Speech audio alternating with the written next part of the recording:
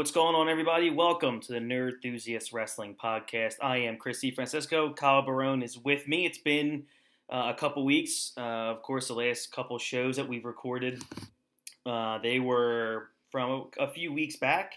It's good that we don't always cover more recent WWE or AEW type stuff, and this is the kind of evergreen material that we want to keep posting for you guys.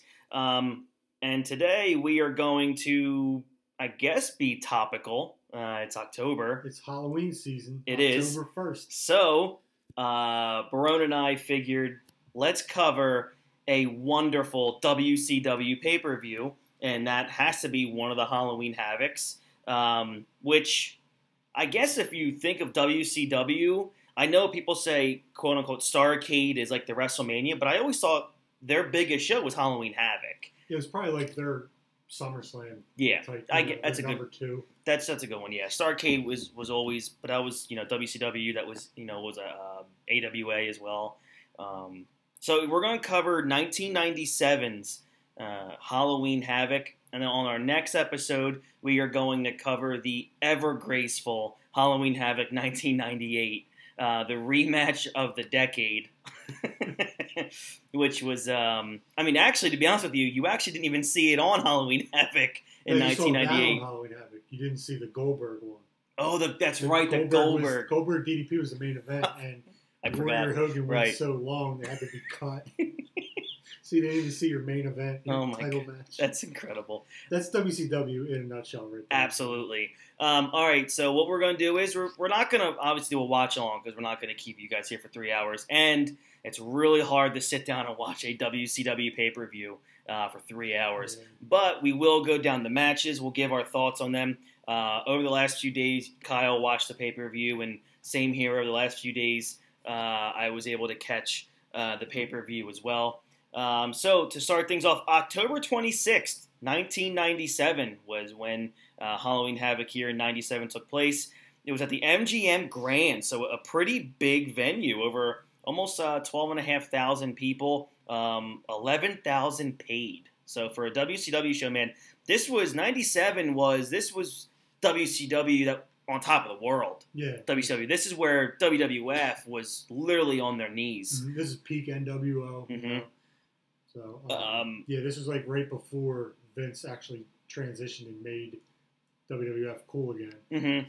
And so for this one, it was, the tagline was "Snap into the Madness." And if you guys... Slim Jim's all over this fucking show. Exactly. And if you... When you guys watch it on the network, or maybe if there are some videos on YouTube, the entrance for Halloween Havoc was always a wild one. A lot of blow-up things back in those days for WCW. I mean, Slim Jim was everywhere. Yeah. It was on the posts in the four corners. It's one of the first things I noticed was just exactly. The posts were red and yellow with Slim Jim on it. Good Halloween colors there. Yeah, right. All right, so to kind of... We'll go over what the matches were. They had some just really good matches, man, like legendary matches. You had Nagata versus Ultimo Dragon. Jericho wrestled. One of the greatest matches of all time, Rey Mysterio versus Eddie Guerrero. You had in 1997, you had a Kurt Hennig versus Ric Flair match. And then obviously the main event was Roddy Piper against Hogan in a steel cage match. So I just want to kind of start things off here with you, Barone. What was your, I guess, thoughts going into watching the pay-per-view? Do you remember maybe watching it before, what your thoughts were then before actually having to watch it? I didn't watch it back in the 90s because, like I've said before, I was never a WCW guy. I really didn't watch that. We never bought pay-per-views at my house, so I didn't watch it back then, but I have seen some of these matches before on the network. And going in, like you said, WCW always had like these big blow-up things at the entrance. The entrance looks like a tacky, that tacky Halloween house in your neighborhood that just has like big over-the-top shitty decorations, and it looked cheesy, but I guess that's 23 years later, but this card epitomizes what Chris Jericho said about WCW. Their mid-card was phenomenal, and their main eventers were terrible. And as you go down this, you'll see it's beginning mid-card is great, and then once you get towards the end, it is not that good. It's... I mean, the Savage DDP match wasn't bad, wasn't horrible. Right. But the rest of the stuff is not good.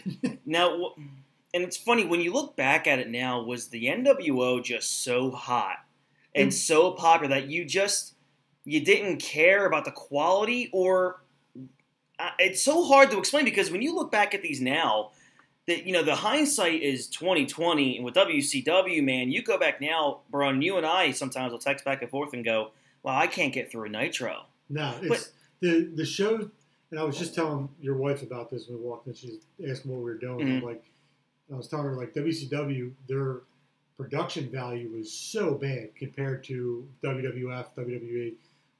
The themes are all bad. I'm not a fan of any of it. And what's funny in this is Jericho, they dubbed over his WWF theme.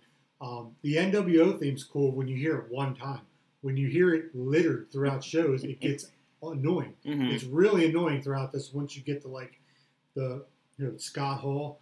You know, you've already heard it a couple times, and it's like Scott Hall, Savage, Hogan, Henning, like, they all have the same theme. And it's the only did different was put "Oh yeah" for Savage in it, like, you know. But yeah, this was peak WCW, and it still wasn't good.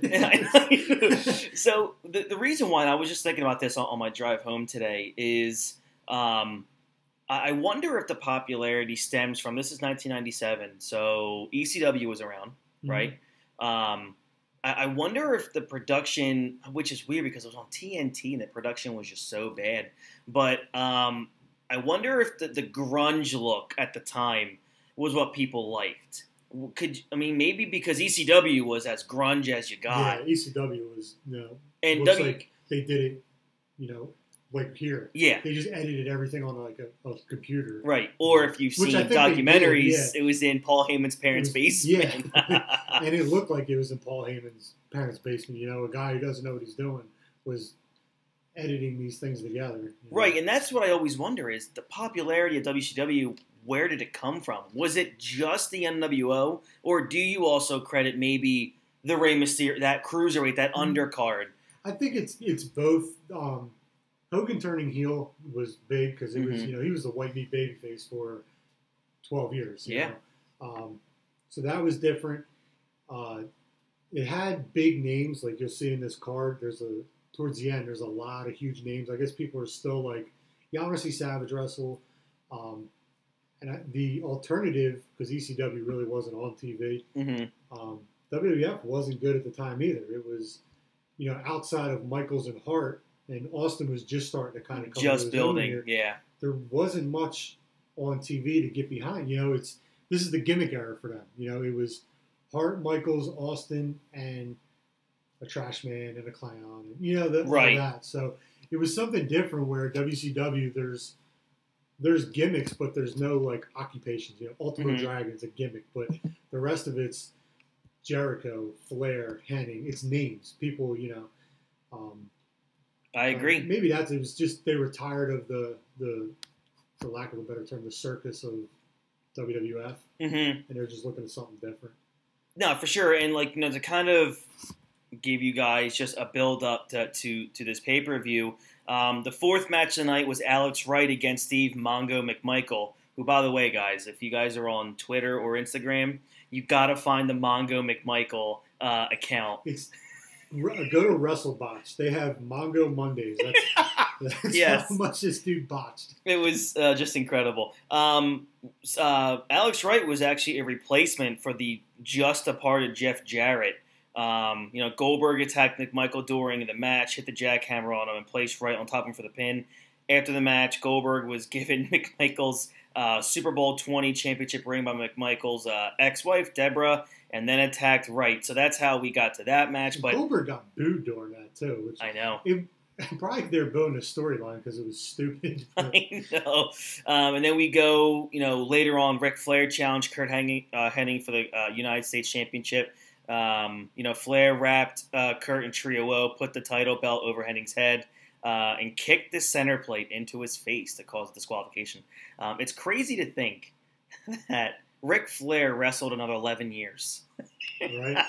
And he had to have been 48 in this match. I think he retired at like 58 years old in 2008. So he's...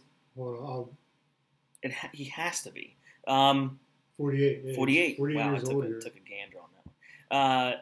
So let's kind of start from the top here. And the first match was Yuji Nagata with Sonny Ono defeated the Ultimo Dragon by submission. It was just under 10 minutes. And this goes to your point, man. When you walked in and we were just talking about a little bit of that undercard, just how good that opener was. If you want to get a crowd hot, these days, that they call a curtain jerker, sometimes literally sets the pace, keeps that crowd up for a while, especially with those 3, 4, 5 hour shows. Mm-hmm. I thought this match was fantastic. It was stiff. It was a clash, not a clash, but it was like you had the Japanese strong style and the lucha style, and they worked great together. Mm-hmm. It was, what's his name? Nagata was stiff. Yes. And Dragon was good flying around. It was that perfect strong style versus high flyer style. If the Mysterio Eddie match wasn't on this would have been the best match on the card. I agree with you. It was really, really good. Mm-hmm. And it's crazy because I almost forgot how good Ultimo Dragon was because he was featured a lot in WCW in that time. And I'm a fan of Ultimo. Just watching that, and then I kind of veered off into that rabbit hole where you enjoy one guy, and then you kind of go find a couple of his matches, and that was me with Ultimo Dragon. He had a couple really good matches with Jericho. I think Ultimo still wrestles today. I'm sure he does. Yeah. He's one of those dudes that'll wrestle forever. Second match, we have Chris Jericho defeating Gato. I think it's Gato. Gato, I guess. Yeah, Gato by submission. So this is the famed match where Chris Jericho literally almost died in the middle of the ring. I think he was going for was it a Hurricane Rana off the top rope? I think so. Or a backwards maybe Hurricane Rana, and Gato didn't jump off the rope the right way. And if you look, literally, Jericho dives head first into the mat. And you can tell right away Jericho started moving, and Gato rolled over to look at Jericho. The ref went right to Jericho. Even the announcers, you heard Shivani say, "Oh my God," and then kind of went quiet for a second. And then as soon as they all saw Jericho move, that was when we're like, "Oh God, okay, he didn't break his neck." But if you guys haven't seen it, let's see, this match was 7 minutes long. I want to say about 3 minutes in is when you see Jericho literally almost get killed. He lands straight on his neck. It was pretty brutal. Not a bad match. Other than that, it was really good. Gato worked good there. Jericho, at this time, 97 Jericho, I know he was considered a cruiserweight, but he's 215 pounds. Yeah, he's a big dude. Yeah, Put together. For sure. So this was great Jericho stuff back in WCW here.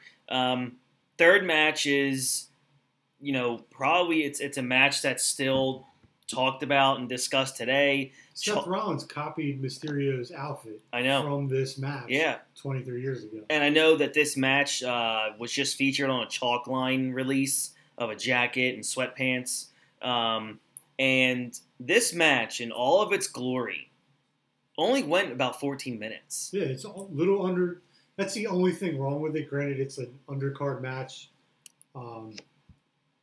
If this was like 18 minutes, 19, if they gave him upwards of 20, I think it could have been a little. I mean, it was a great match, but it kind of like you didn't want it to end. It was that good. Yeah.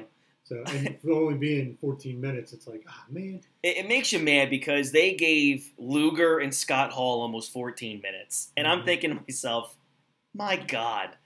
Like, Lex Luger can barely even impress me walking down the ramp, let alone make me watch him for 14 minutes. So, Rey Mysterio Man defeating Eddie Guerrero. This was just pure prime Eddie and Rey. Mm-hmm. Eddie is a working sumbitch in this match, man. And they had such good chemistry together. They really did. And they, worked a lot together. It was like like water. They just flowed, Mm-hmm. And you can tell, I don't know, for those of you who haven't watched, I know, hating WWE is a thing to do these days. For those who have the network, I'm not sure if you have seen the Steve Austin interview with Kurt Angle. And I didn't realize when Kurt Angle said that Eddie got into a bad accident and his whole work style changed. Yeah, I didn't know because he was phenomenal in WWF. You would have never known that if he hadn't. I never knew that that he got in an accident and had to change because he was fucking good. He was still good up until the day he died. Yep. And you watch this match, I'm thinking, all right, I'm guessing obviously this was probably before the accident because he was just so swift and just so agile and athletic in this match, and I couldn't even find a botch. I'm trying to recall. I watched it twice this week, that match, and I don't think there was even a botch. If there are, it's like a slight one that they recovered on real quick, The speed of these two in this match was tremendous. Ray, and when we guys talked about this, you guys heard in the last couple shows, he's in my top 10 favorites of all time. He was 22 years old. Yeah. In that match. That's insane. That's nuts. And I look at Ray, man, and I always said I think he's one of the top 10 greatest performers in ring I've ever seen because of the fact that he could do this with Eddie, and then he could probably have a great match with Dave Bautista. Mm-hmm. So it's just that's how I judge in ring, guys, is how you can be with everybody, which is why I think Hogan doesn't get enough credit for how well he could work with someone if he was asked to work. Yeah. He can't work against a guy like Warrior, but he can help get Warrior over by making him look like $1 million. Yeah. There's a difference. Obviously, he's not a catch-as-catch-can style worker. Rey Mysterio, Eddie Guerrero, Barone, your thoughts? It's one of the better matches you'll ever see. Yeah. It's like we said, those two are great in the ring. Eddie's on another level, technical-wise. They work great together. The only thing, it wasn't long enough. Yeah, I agree. And I hardly said, usually I'm like, it was a little too long. It went too long. But at 14 minutes, it probably should have been 18, 19. But if you haven't seen it, go out of your way to watch it. Watch the first match and that one. They're both great. Now, I have a question for you, and you can I didn't bring this up to you, obviously.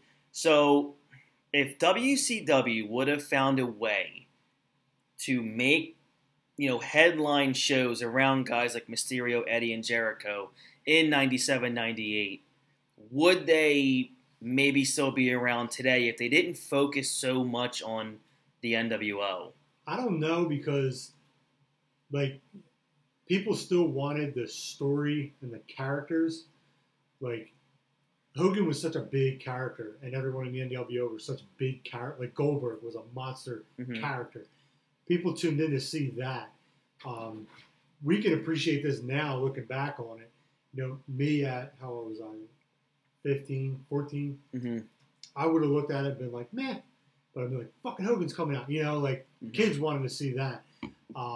In hindsight, you be, as an adult that appreciates good work, like, if this card was flipped, this was the headliner, the semi-main was the Nagata match, it would have makes more sense because they're better wrestling matches, but no one's paying money to see Ultimo Dragon as a headliner. You know what I'm saying? Makes sense. And it would have took a while to build those characters. Dragon's not going over Randy Savage, to put him up there. No. If NXT was a thing back then, if WCW had their quote-unquote NXT brand, it would have been like today, where everyone wants to watch that because they want to watch Cole and Gargano. Yeah. Where here we want to watch Mysterio and Eddie. Right. That makes sense. And it's crazy when you watch that match how ahead of their time that was. Ripping the mask off, but not getting it all the way. Right. It was.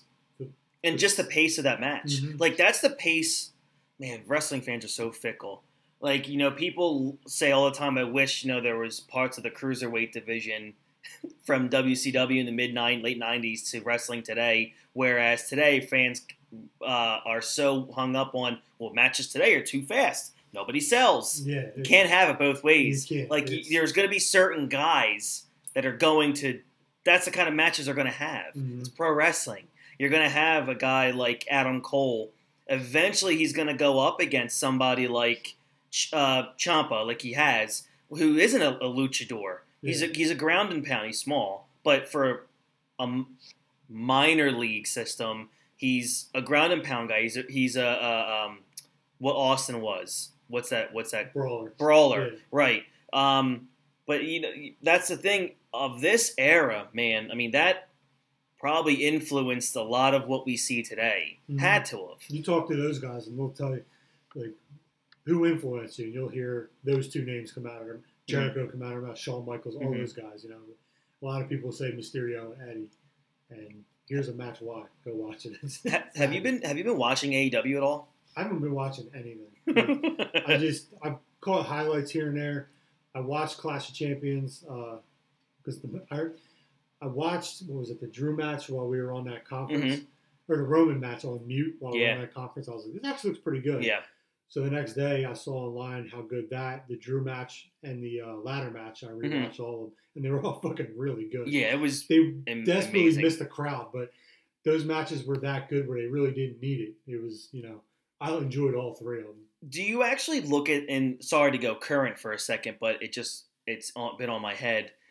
Do you think, see, this is weird because we don't know how fans would have reacted. Do you think it's good that they're doing this heel turn right now for Roman?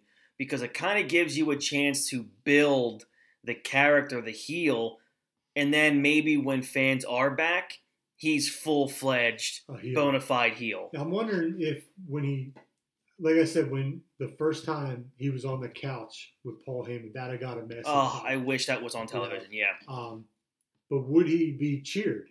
Because everyone's been wanting this heel turn for so long, and he's so good at it. He is. Like, this is, again, hindsight, where I'm sure Vince is looking going, we should have did this 2 years ago, you know? But he was getting booed anyway, so I guess if he came out as a heel and got booed, people might have started cheering him. And Vince would have been like, oh, see, he's a babyface, because he's kind of out there. But. Yeah, but that kind of goes into the fact that I'm 33, you're a little bit older. I'm going to cheer him because I love him that's what we've been asking for a few years. Now, exactly. I know. We're not to go current, but, it's good to see the shows are starting to trend upward. So it's good to see. And that story him and Uso told was so good. Yeah, good for the Usos, man. Being able to get them over like that. It was a good, a decent worked match. There wasn't a lot of wrestling in it. But the story overshadowed the wrestling anyway. It didn't really need a whole bunch of moves. Yeah, and that's what Pritchard always talks about. When we all beg for these awesome, incredible spot matches, what we're going to get hooked on is the story, is who's in the ring and what's it telling you. Yeah. And that's probably why in 97 or so like that, 98, people love seeing Hogan and Piper. You knew in the back of your head it was going to be a dog shit match. Yeah. But the fact that it's Hogan Piper, WrestleMania 1, these guys have a history. We're still seeing this today. The story is already there. Yeah. And that's going to get people in the building. So, again, there's multiple ways to look at it. So next match here was Alex Wright defeating Steve Mongo McMichael in just over 6.5 minutes. So I was watching the first half of this and I was like, I got to mow my lawn. So I looked at the results, read them, and then I looked I Googled the storylines and what was going on. And when I came back and watched it again, I fast-forwarded right to the end of that match just to see the Goldberg interference because I have no clue who Alex Wright is. The only reason I know who Mongo is because of WrestleBotch. But I'm sure the match wasn't good. And the ending was, if you watch it, who's a ref? Charles Robinson or something? Goldberg gets in a ring and the ref's supposed to ignore him. But he's just staring at Deborah.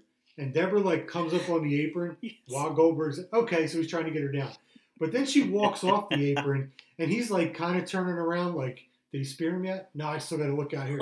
Did he spear him yet? No, I still got. So Deborah walks back up just to distract. That was bad on the part. And then afterwards, Deborah hands him the Super Bowl ring, and everyone's like, "What was that?" No one knew what it was. And Goldberg's like, "It's mine now." It was. Oh my god! It was just bad. It really was. And it's funny. I was just listening to a recent Bruce Pritchard podcast where he said that I believe it was Mongo, where Vince wanted him bad and was going to get into a bidding war with WCW over Mongo.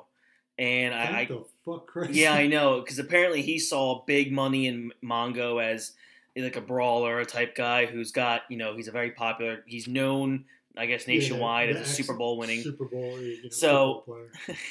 Thank God he did not end up in a WWF ring, because I know for sure he would have at some point had a title wrapped around his waist. He did. Because might not have been a top title, but they'd have gave him. Oh yeah, I'm sure we were close to Hogan probably saying yes to Zeus being a world champ at some point. Vince would have been all over that. The next one here is a barn burner. Jacqueline defeats Disco Inferno. Fun fact, I skipped right over this. Fun fact, this is almost 10 minutes long. Yeah, I couldn't believe that. You know what's funny? I look back now, and Disco Inferno's an underrated act. He could work. Yeah. But, boy, did they strap him with piss, and he made chicken salad out of chicken Disco shit. Inferno. You know what I mean? Disco Inferno in the 90s, it's just... Yeah, that's a TNT production right there. He did lose to a Hall of Famer, though. So. He did, yeah. She's Hall of Fame. Remember? Oh, I'm not gonna say it. Yeah. I can't say it. No, I'll just leave it at that. I can't say it. At one point I was listening to 83 Weeks a couple weeks ago, and Bischoff actually admitted out loud that he believes that if like Disco was in like the Machine, which is WWF, he thinks he would have been a top star because of his charisma. He was able to, make something out of nothing. He could work. Yeah, he could work. Yeah, and he calls him brilliant. I don't know about all that, but he probably knows him better than we do. Yeah, he must. All right, getting for the singles match for the WCW United States Championship. In just under 14 minutes, Curt Hennig defeated Ric Flair by disqualification. I don't know. I would have loved to have seen just a clean pin either way here. I don't know what the deal was. I guess a way to keep the title on. Yeah, and to, I guess, not make Flair look weak. I don't know, but it's crazy that in 1997, Curt Hennig versus Ric Flair, both guys were just not kind of close to what they were before. Especially Curt Hennig, like he fell off the map quick. Yeah. He still has some highlight oversells in this, which are good. Yeah. The finish when he gets kicked with the belt, that sell is like he just starts like gyrating, which is weird. The Devon gyrate. Yeah. But there was a I think Flair hit him with a chop or something after he put his robe back on. Mm-hmm. He puts the robe on and the crowd pops, which is cool. And then he chops perfect, and he does like damn near a backflip, which was great. This is the match, and I revert back to this match where I say Flair was overrated. He must have had 35 chops in this match. Yeah, and he said that on Austin's show. He was like, all I had was a chop. He He said that was my whole moveset. When he said Taker and Bret Hart didn't like taking the chop, he's like, that was my whole moveset. There you go. I mean, he's telling you right there. Yes. It's just, and you know what's funny? If he wasn't so highly touted as the best of all time, I would not care. I could care less about his matches. Mm-hmm. But now I go back and I watch them. I literally just watched one of the Steamboat matches from like '89. They were great, but my God, maybe that's just part of his repertoire where the guy just has like 3 moves. Yeah. And like he sells. I give credit. He could sell you into a building. And he could tell a story. Yeah. His promos were the best ever next to The Rock. I like The Rock's better. But he's 1A. You know what I mean? And he talked you into the building, and then when you got there, especially back in the late 80s and all the 80s when he was in NWA, when he was getting beat up, that's what you wanted to see because he was such a cocky shit. It makes sense, yeah. And he made guys look great.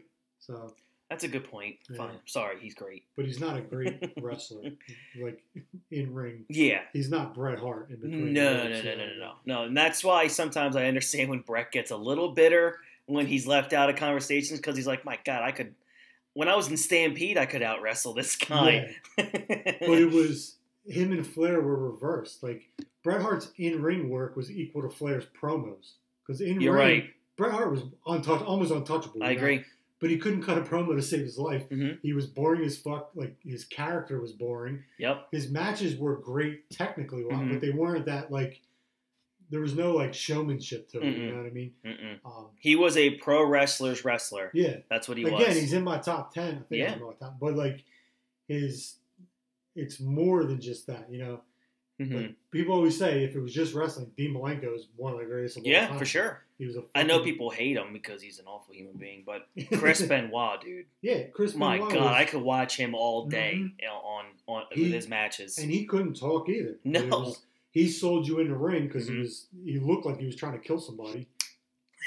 Fun fact. Didn't mean that. I didn't mean it like that. But if you watch his matches, that's literally what it is. You know? So you're right.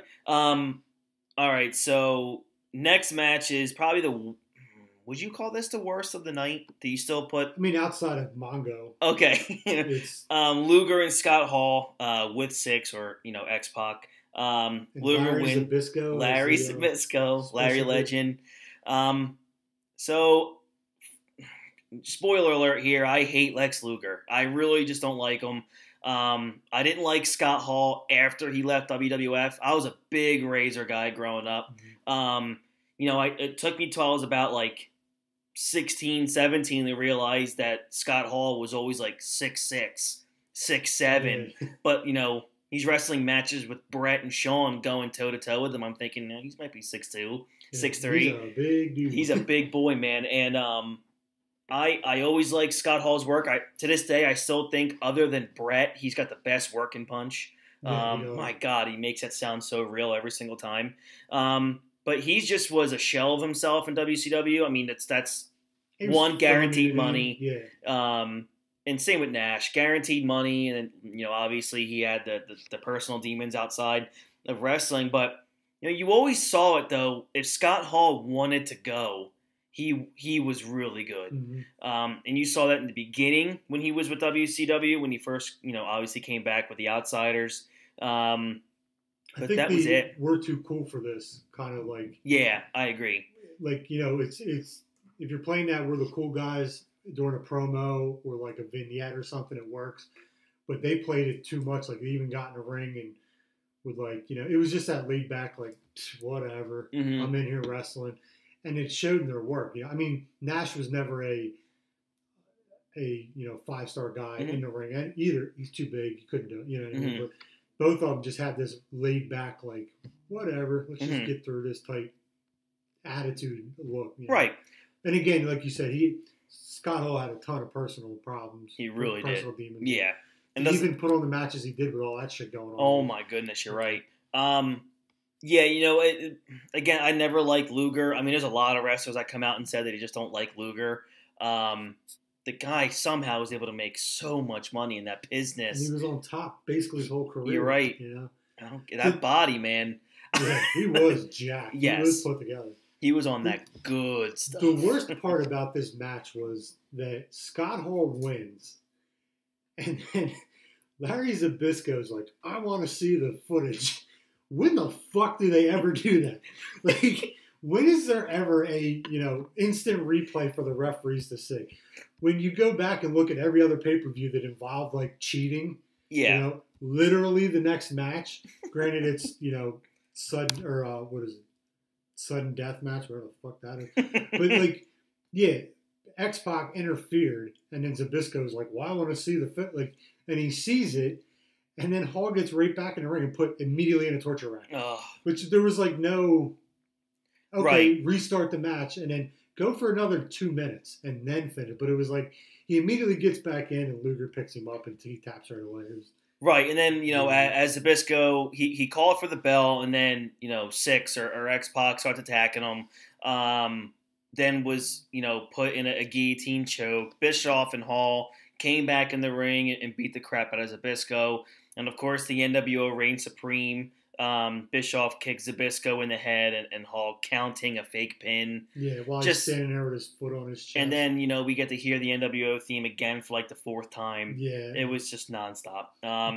So the next match is probably the second best match of the night, obviously. Yeah. DDP, Randy Savage. This was probably right before DDP became like a main event type character. Savage defeated DDP. It was a last man standing match after a fake Sting. You're gonna hear that a lot this tonight. Hit Page with a baseball bat. The only way to win the match was to have your opponent not answer the referee's 10 count, obviously.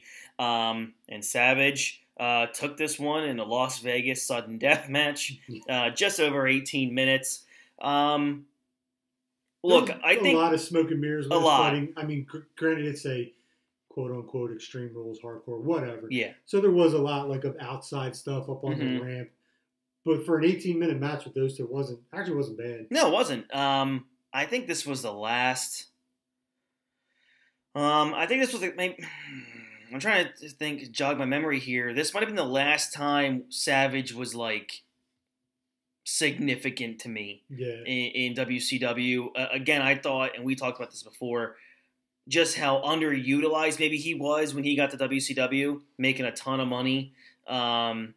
So I just never thought that he was utilized the right way, or he just didn't want to be utilized the way he was in WWF, where he was on top. I just almost felt like he was half the performer that he was. He was only 44 for Vince. Here too. It's not like he was overly old. 44 today. I mean, geez, AJ's 42. Yeah. But again, we always compare the ages. By the time Savage was 44, he probably wrestled 4,000. He probably wrestled and probably literally worked a calendar year for 10 straight years. So I just clicked. I'm on Wikipedia too, looking at it. And this was in 97. He started his career in 73. Oh my gosh! So he's already 24 years in. Just think of how many days he was on the road for 24 years at that point. So he started wrestling at 20 years old. Yeah. So. It's incredible, and that's why it's hard when I compare ages now. Like, by the time Hogan was 30, he probably already had a worse off body than AJ does today at 42.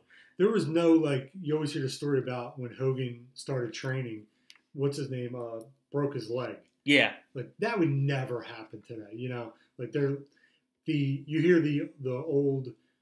where you would get there and they would just beat the shit out of you. Like 5,000 squats, run these stairs for an hour, 5,000 squats, and then let's run. Trying to get you to quit. Like, that doesn't happen anymore. No. So these dudes, like, week one in wrestling training have already had a year in the business. Exactly. Their body, I know. It's incredible.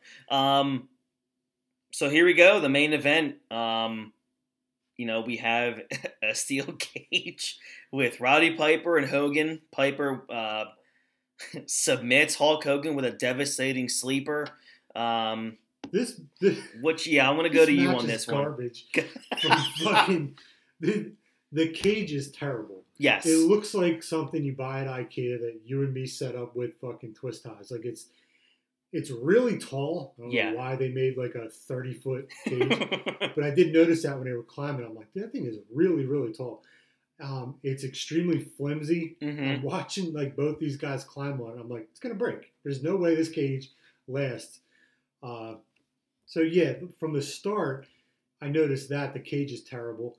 The cage got a NWO entrance theme, I think. Why? I don't even. I can't even begin to come up with an explanation for why. So the match starts and Hogan's climbing the cage. And Roddy Piper bites his asshole. Literally, I know. Right in his asshole. It's not even like a cheek. It's like dead middle taint. Like, what the fuck is he doing? Okay. So, I'm just going down my list of shit spots on this whole thing. The work by both of them is terrible throughout the whole thing. They're older guys. Again, Piper was never the in-ring technician. No. The other guys were. No. Then you see, like, they open the cage and both guys escape. But isn't, like, the first one to escape the winner? Exactly. So Hogan was out first, technically, because Piper pushed him out. So, yes. Okay. So Hogan wins there. So Hogan's won. He's won already. They go to get back in, and Hogan's trying to slam the gate on Piper's head. And he misses twice, like in a row. Yes. So he misses once, and it's like, okay, let's do this again. And he misses again, like right afterwards. And like that was bad. then later on in the match, they're in there, and Hogan clearly digs in his pants to pull something out. And the commentators say something about it, like, what's he doing? So you see him put brass knuckles or whatever it is, and the commentators ignore it. Like, they're like, oh, it looks like he's looking for something, but they don't acknowledge that he actually pulled something out. He punches Piper, and they just, like, it was a punch. And you see him put it back in his, but no one ever says, like, I didn't even notice that. With? Yeah, I'm like, wow. Yeah, it was, I mean, he had his back to him, but it was clearly, you see him going, like, you know, for into sure. his pants. He's just scratching an itch in the middle of the main event. So then, like, towards the end of the match, a fake Sting comes out. Again. Another one. And then another fake Sting comes out. And then 2 more come down from the stands. There must have been a good Craigslist ad for like this. 5 fake Stings, and 1 gets involved. Like, so what were the other ones doing? I don't freaking know. Just another convoluted match. So, nothing I noticed, like, there's no ref in the ring. There was not, cage. no. So then Hogan hits 2 leg drops and points and says, get in here and pin him. So pinfalls count. Why wasn't there a ref in there from the door? I don't. So, you know, Hulk Hogan's most protected, devastating leg drop. He hits 2 on Piper. Piper immediately kicks out. Piper doesn't lose. Remember, Pritchard said he just does not like putting people over. So then they come down, the fake Sting gets in, and Hogan immediately rips his wig and mask off, and it's a dude with, like, pantyhose on. I can't even tell who it is. And then Savage comes down, and he starts climbing the cage right next to the open cage door. And I'm like, why didn't he just walk through the fucking open door? Then he gets to the top of this 30-foot cage, and I'm like, there's no way he jumps off. How did he not break his legs jumping off of that? I could not, because he lands, like, feet first and falls down. I couldn't believe he jumped when he stood up there. I was like, "There's no way." So I give him a lot of credit for not. Isn't that fucking dying? And I think like Piper was like a few months removed from that hip surgery, right? Yeah, I think so. Because I think that led up to that storyline was they kept attacking his hip. Yeah. And what are you doing jumping off cages? Yeah, I couldn't believe he did that because it's extremely high cage, you know? Yeah. And he's not a spring chicken either. He's 44 years old. Yeah, it's homie don't play that stuff, man. So then, like we said, Piper gets Hogan in a horrible sleeper hold. Awful. Which I don't think I've ever seen Hogan tap. Like, he didn't tap out. I thought Angle was the first one to make him tap out. I think Angle was the first one. But this, like, whatever happened. Yeah. So, did Piper get the belt? I don't think he ever did. No, he definitely did not. Of course he did. I guess he stole it. I don't remember, like, the whole story. He stole it. Well, then a fan, quote-unquote fan, climbs the cage and gets in. And it's just some, like, it looks like a teenager with Sting face paint on. And at first, the fake Sting that Hogan beat up grabs him and tackles him to the ground. I'm like, oh, it's some idiot jumped into the thing. Mm-hmm. But Hogan and Savage notice this and walk over to him and start getting involved. And, like Hogan's working punch hitting him, and then Savage grabs him, and you can clearly see it's a typical Hogan. He punches his hand, you know. And then he says, "Get him in the ring." Like, you don't do that with fans, you know. And like if it was real, he would have already been dead. Savage would have killed him. Yeah. If you've never seen fans jump in a ring when Savage is there, there's a couple online. Yeah, he's out for blood. He tries killing people. Absolutely. So yeah, this match is fucking garbage from top to bottom. Meltzer, I think, gave it a dud rating, which it deserved that. Yeah, for sure. But yeah, it doesn't compare to next year's Halloween Havoc. Nope, and I cannot wait to watch. We have to watch that live and record it. All right, so I mean, what were your notes on the show? I know you said you took a couple notes in terms of like what mess ups happened. But all my notes were on that list. Everything that went wrong. Overall, the show's not bad. It's really not. Yeah, it has like you said, that undercard, man. Undercard's phenomenal. Yeah. The first 3 matches are really good, and then you get the Mongo crap. Hennig and Flair wasn't god awful. No, wasn't what they could have been. But after that, it goes south. It really does. I mean, Savage DDP wasn't horrible, but like Luger and Scott Hall was bad with the outside interference and all that crap. Mm-hmm. The even the Savage DDP thing, like a fake Sting, it ends up being Hogan. Which they don't like. They just I noticed this too. Like the fake Sting comes out with a bat and hits DDP, and then they're like, "Who was that?" The next match, they're like, "We've already seen a fake Hogan, which ended up being a fake Sting, which ended up being Hulk Hogan."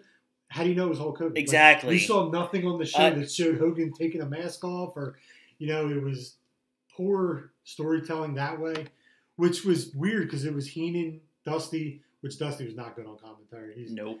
And Schiavone, which Schiavone and Heenan were good for sure, but Dusty, he wasn't that great. No, I agree. Overall, would you give thumbs up, thumbs down, thumbs in the middle? I'd probably give it a little more than thumbs in the middle, like a little more thumbs up. It wasn't thumbs down. The Piper Hogan match, it's fun to watch because of how bad it is. It's like a guilty pleasure bad match. It wasn't. There's worse matches where I just can't get thrown, but the first half of the card is phenomenal. So and they do have all the names on there. But yeah, if you get a chance, if you're bored, go ahead and watch this. At least watch the first 3. And then, I agree. For me, I always now when I watch WCW pay-per-views, I take the main event out of the equation because I know in my head it's going to be awful. Yeah. So I look at from the first match to the one right before that main event, and that's how I'll judge the pay-per-view. So for me, I think I'm exactly with you. I'm leaning towards thumbs up. So it's like thumbs in the middle and it's wavering. Yeah, it's going up. But yeah, like I said, this is and it's aged well. It has aged well. Yeah. Those first couple matches are really good. But this is the typical when Chris Jericho said WCW's undercard was phenomenal and the main eventers were terrible. And WWF's undercard was terrible and the main event was phenomenal. Oh my God. They were flipped. So, it was you had Hart, Michaels, Hart and Austin on top at WWF and Doink and Crush underneath. But over here you get Mysterio and Eddie and Piper and Hogan. So it's exactly. This is the peak of that stuff Jericho talked about. For sure. All right, we're going to head on out of here. But to let you guys know, next week we are going to be talking about Halloween Havoc 1998. Just to give you guys a quick rundown of what's on that show. Jericho defeats Raven, Disco Inferno and Juventud, Billy Kidman versus Disco, Rick Steiner and Buff Bagwell against the Giant and Scott Steiner, Scott Hall versus Kevin Nash, and then of course that whole pay-per-view was built around these final 3 matches: Bret Hart versus Sting, which is a dream match if you think of it, Hogan and the Warrior, which we will dive into, and then Goldberg and Diamond Dallas Page, which you did not see if you ordered the pay-per-view. Yeah, you got it for free the next night. Right, which some say is the best Goldberg match of his career, and credit to DDP on that. But we are going to talk about that, but we will definitely watch the Hollywood Hogan and Warrior match live. We will... Just to let you know. Yeah, just let you know. How horrible it's 14 minutes of bliss, so I cannot wait to sit in front of a TV and record watching that and then talking about it. Also, I'm getting in touch with a local deathmatch wrestler, Matt Tremont, the Bulldozer. Great nickname. Yeah, and he looks like one too. He's shorter, does. 250. Oh, man. He's a savage. And so he's from the area. A friend of ours knows him and reached out to him, and he's going to come on the show. We'll pick his brain on why he got into CZW and stuff like that. I already have a lot of questions I want to ask. I want to get his thoughts on the quote unquote not main eventer, but like the WWE, the big promotion hardcore guys. Like, what does he think of Mick Foley and Tommy Dreamer and all those? Obviously, they're not the most extreme hardcore guys. You have to get into what he does for that, But yeah, it'd be cool to talk to him. Yeah, I'm looking forward to it. We're trying to set up a time and date there, but you guys will hear it right away. Obviously, as soon as we do, I want to talk to him about basically. See, Barone enjoys that stuff, while I'm not a fan of like the blood stuff, but I am very interested in the mindset of how he prepares for stuff like that. I want to know if he ever envisioned being a technical, he looks like a Kevin Owens type build. Yeah. Like, has he ever wanted to do something like that? Or is this always something he's wanted to do? Like, fucking just get a staple gun and put it in my face. Yeah. Like, that's the kind of stuff I just want to ask him. I'm looking forward to talking to Matt. That'll be coming up.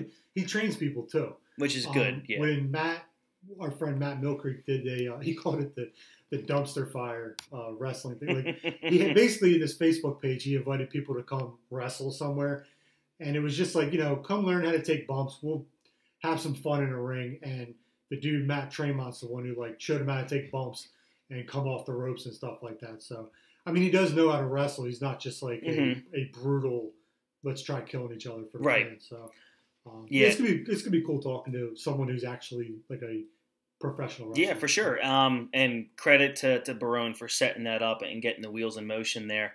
So again, guys, head over to the Nerdthusiast, YouTube channel, Instagram page, Twitter page. Give us a follow, like, subscribe.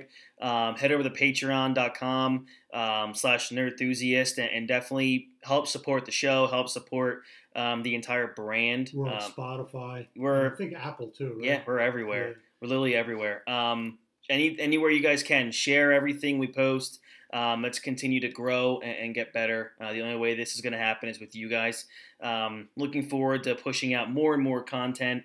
Excited to keep bringing this out to you and talking about old school wrestling. And of course, as WWE and AEW get back to hopefully fans in the arenas, we will start to obviously dive back into current stuff here and there.